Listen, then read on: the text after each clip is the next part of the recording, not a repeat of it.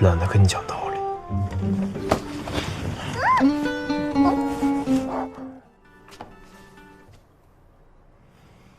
林姐，是我。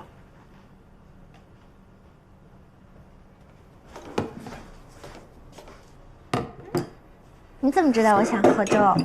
哼，你不吃吗？我吃过了。哦。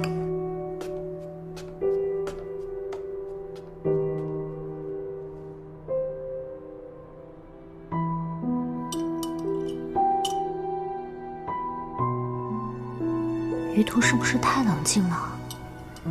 按以往惯例，我明天要走的话，这时候不是应该不舍昼夜，或者准备不舍昼夜吗？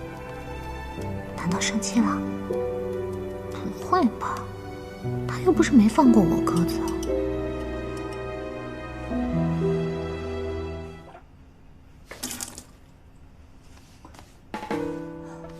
难道是我太邋遢，用完美了？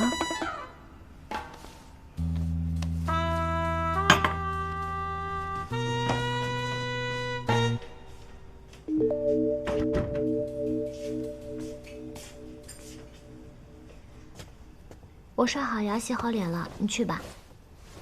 我在外面的卫生间洗过了。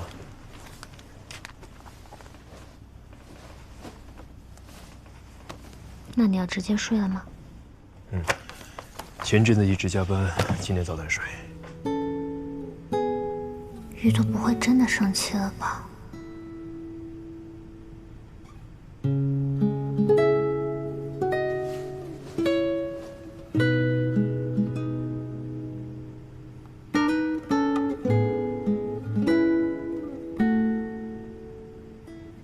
之前你休息的时候，林姐给你打电话了，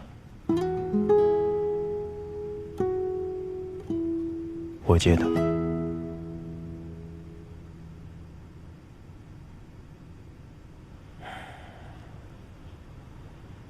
你有什么要跟我解释的？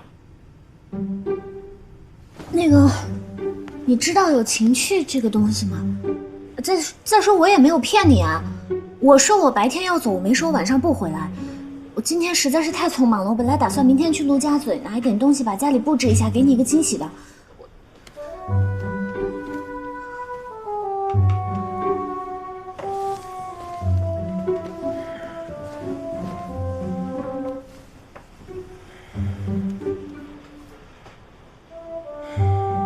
算了，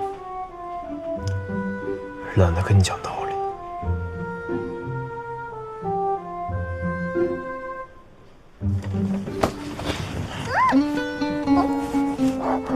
我错了，我真的想要给你一个惊喜的。我惊喜了。于途，不惊喜。到底休息多久2个月。这次不骗人了。